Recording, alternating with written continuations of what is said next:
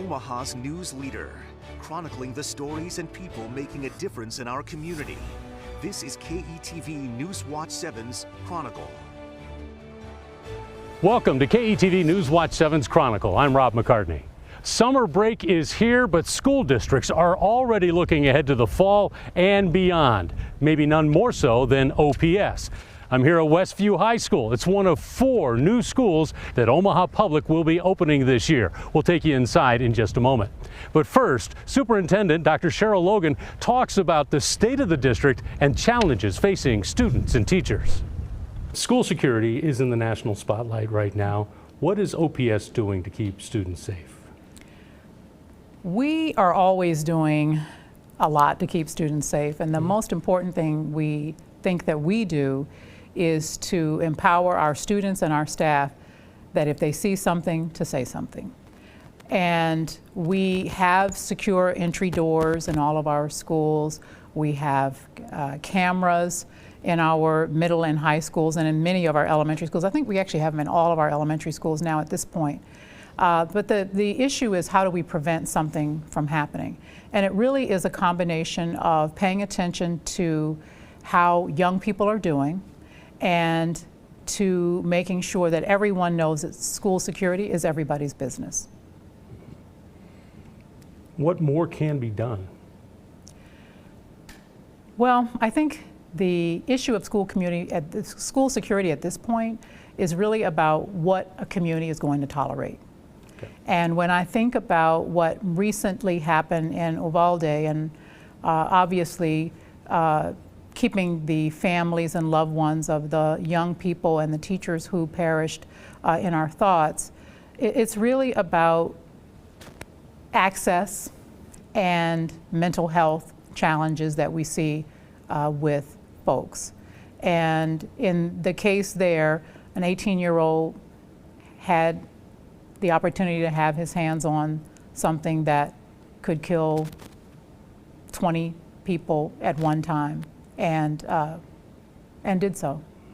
And that's a community decision on how we feel we need to move forward on that. We know that we have significant mental health challenges.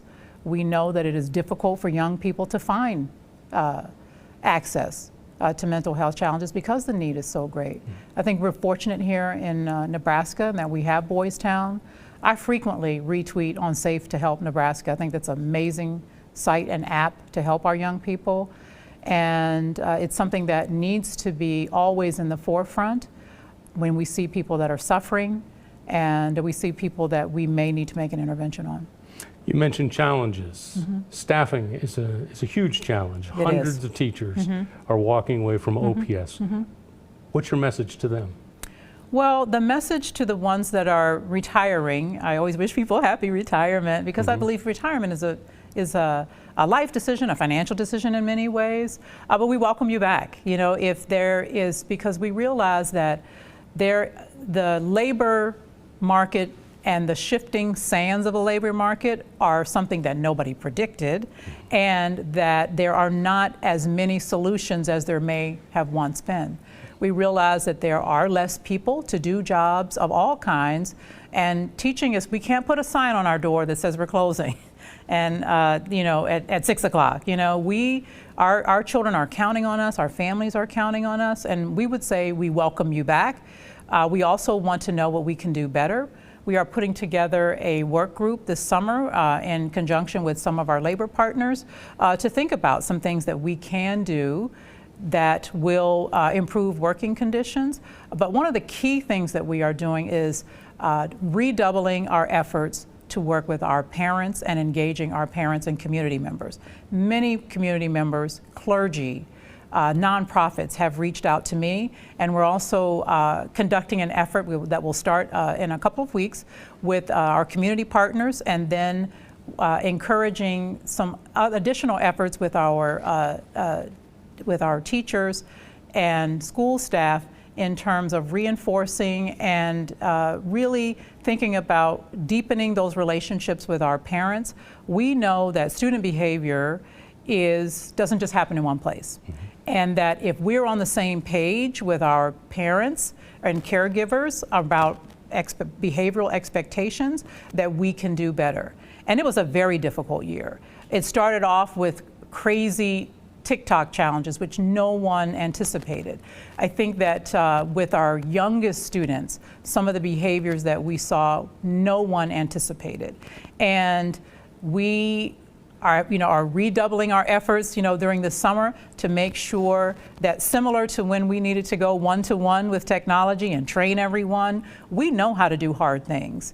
And we feel that this is our next challenge, is to work with our community members, especially our parents, in having common expectations for behavior, common expectations for consequences, and being a support to one another when there are behavioral challenges. Because we saw quite a bit of disconnect with that this year, and we can attribute it to all kinds of factors, and it doesn't really matter. We have to start where we are now and really work with our community partners and our caregivers and parents to get on the same page about that.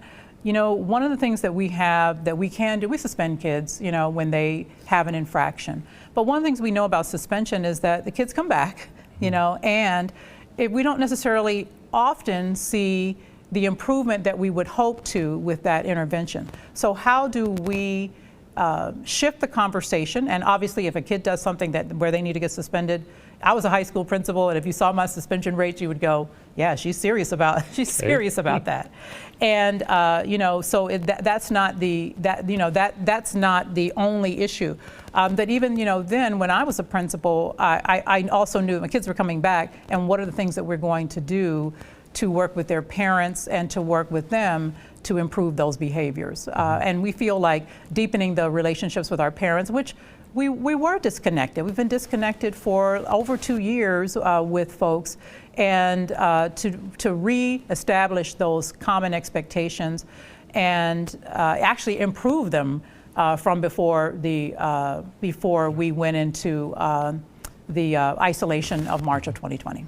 So you are having stipends to make the workers here who are staying here, to give them a little bit more money. Yes. Talk to me about that. I don't have to talk about inflation. I mean, gas is 4 times as much as it was just a few years ago. And one of the things that we have seen is that the recognition of compensation is something that staff appreciates. For example, this summer, we increased our compensation for summer pay for our teachers by 40%, and it worked tremendously for us.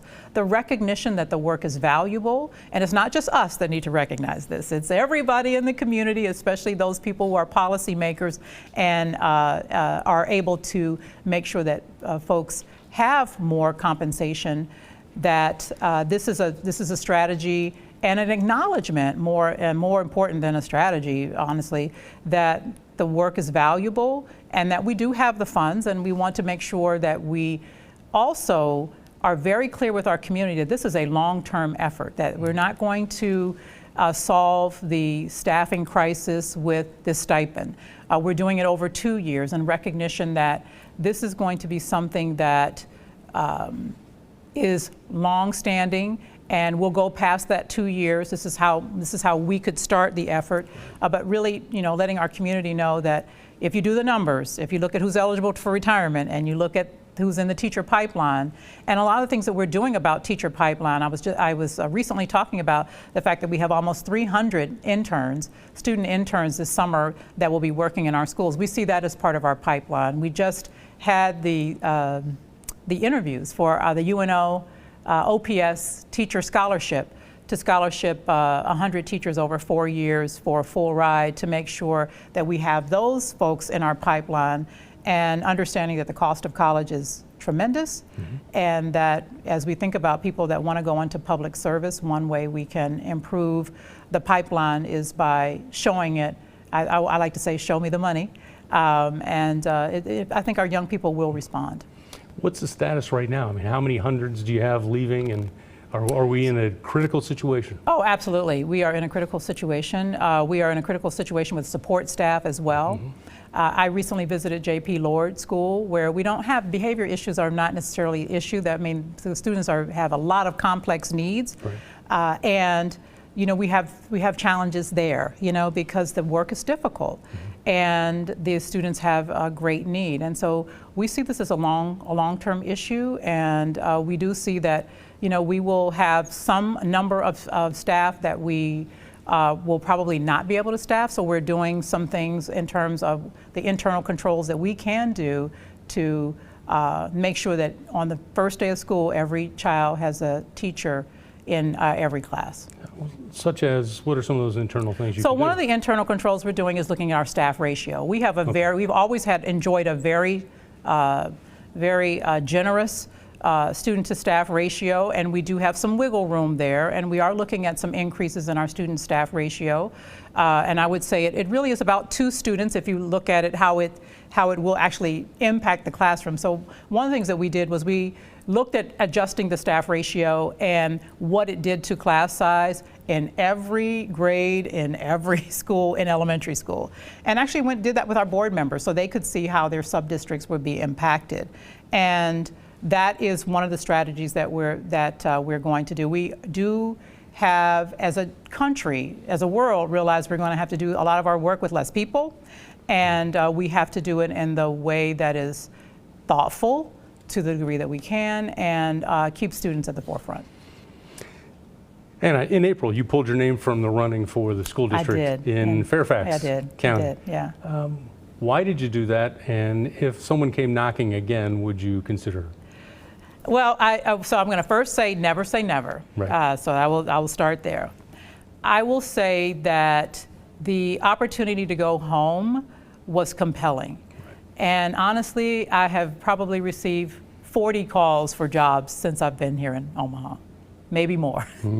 And that was the first one and the only one that seemed compelling. And I think when I reflect on why I was interested, I honestly think some of it was that there was some factor of the largesse of the system that was compelling to me. Honestly, it's home. I mean, it's a system that I was very aware of the challenges and the opportunity to lead there. But ultimately, I chose Omaha, and I'm glad that I did. Still to come, a look inside just one of the district's new high schools. We go on a walk through Westview and how voters help make it a reality.